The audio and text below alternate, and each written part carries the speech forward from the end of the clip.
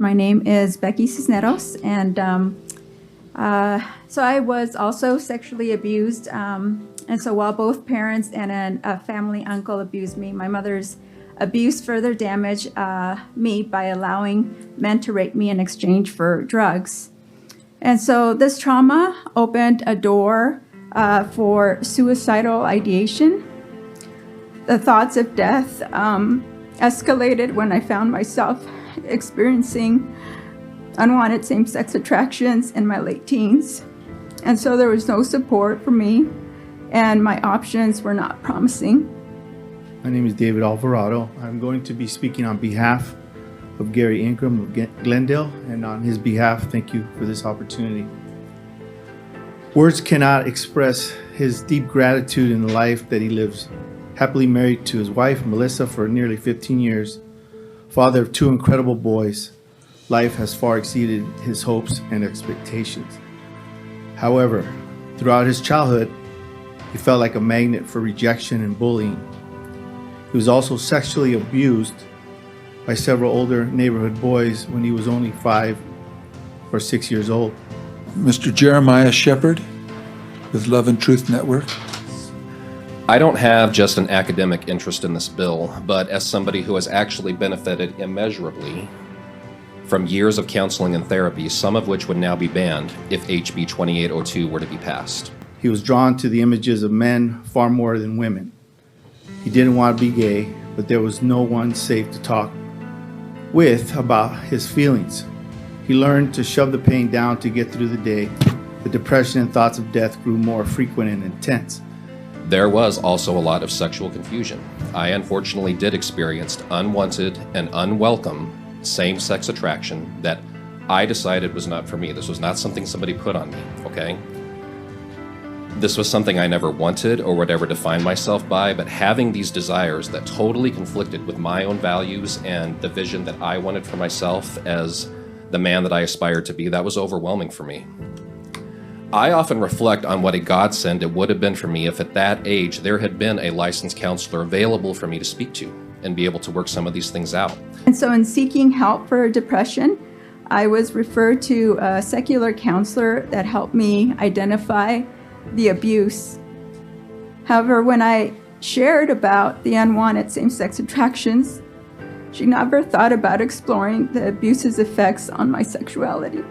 And instead, she recommended that I go out and I have sex with a woman and then have sex with a man and just figure it out.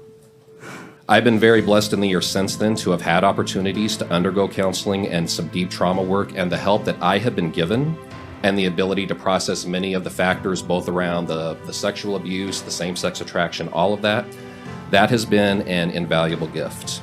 It was through a return to his faith, a relationship with God, and competent, compassionate counseling that he began to understand how sexual abuse, rejection, as well as physical and emotional abuse had deeply impacted him. It's been a long journey of restoration, but it was through counseling and the support of faithful family and friends that he began to heal from the inside out. HB 2802 would have slammed the door shut on his hopes and dreams in achieving what is now the greatest joy of his life, being a grateful husband to Melissa and father to his boys. And in 2016, the church I attended connected me with a Christian counselor. And so her knowledge of secular psychology integrated with Christian beliefs broke through decades of trauma and confusion. And so if you've ever experienced the birth of a child, and as you hold him or her, you feel the joy and the hope and the expectancy that it's good for him or her to be in this world. That's what God gave me back through talk therapy. Also, for the record, despite some of the accusations that have been made today, I can tell you from personal experience, never once have I ever been subjected to coercive therapy or any kind of abusive practices in all the years that I have been seeking help from many different sources. I have never had a therapist shame me in any way or try to pray the gay away or any of the other coercive practices that the proponents of this bill are now trying to smear and slander on current counseling methods under this broad umbrella of conversion therapy. Never forced to sway one way or another. finding a counselor to affirm a homosexual lifestyle for me was actually not very difficult. I met several of them. It was finding a counselor who was willing to explore and be curious about my attractions and not push an agenda one way or another. I'm asking you today, please do not consign a young person who does seek therapy to being told that they only have one option available to them to lead their life, and to take away from them the blessings that I have been able to enjoy with the counsel and support that I have sought out. His greatest regret is not being able to find help when he was young. He would have given anything for someone safe and knowledgeable to talk with, listen to him, to what he desired for his life. Someone who could help him sort through the mess and the trauma.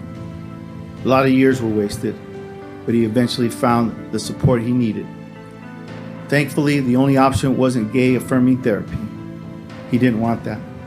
And a counselor was able to help him explore the possibilities he desired for his life.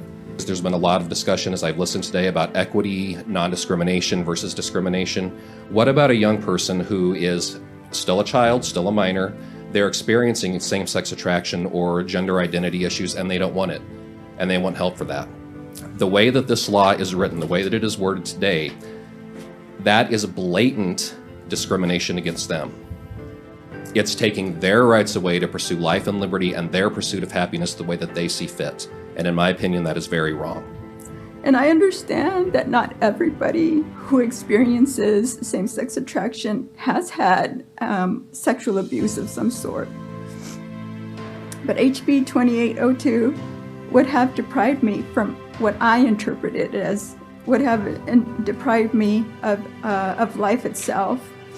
I would have killed myself.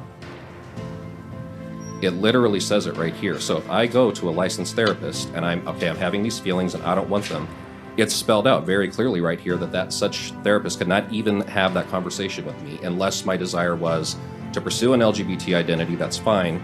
If it's unwanted, according to this right here, that's not even permitted. As part of an effort to change your sexual orientation Or gender identity. So, okay, if I'm gay, I don't want to be gay. You don't have to agree with me. You can think that I'm deluded, whatever. But do I not have that right? Do I not have that prerogative for self-determination the same as any person who I'm not chooses to arguing identify as LGBT? I'm not arguing with you. Mhm. I think you're very brave to come and share this with us because it's very helpful in illuminating it. So for me, to the committee, I think a weakness in this particular portion is that it doesn't ever mention the requirement or the request of the patient. Mhm. And I think that's something, your point, I think, is well taken, that there's a disjunction between three main parts of this bill and conversion therapy. I think he has a point in terms of the language of the bill. So I think that their job is to provide the remedies towards those underlying issues. Freedom is a luxury we get to partake in this country, including freedom of speech and religion. Denying me the opportunity to pursue counseling that aligns with my religious values and life goals goes against what we hold so proudly. And volunteering for a healing ministry, I've had a front row seat to seeing lives transformed because of an equipped counselor who was curious enough to explore our struggles with us. And so what I would have given to have had this opportunity as a child, it would have dramatically changed my trajectory so much earlier on. And so that's all I had to offer today. Well, that wasn't just a little. Thank you Thank you. very much. Mr. Speaker, no, I just want to say I'm sorry that you had to go through that, and thank God that you're where you are now, and thank you for your testimony because this really helps us understand what the needs for the counseling that you need, and I appreciate you being here. Your coming is extremely courageous, and it's very, very illuminative of the complexities that we're trying to move through. Right. And I think it's been helpful. So you. thank you, Mrs. Neros.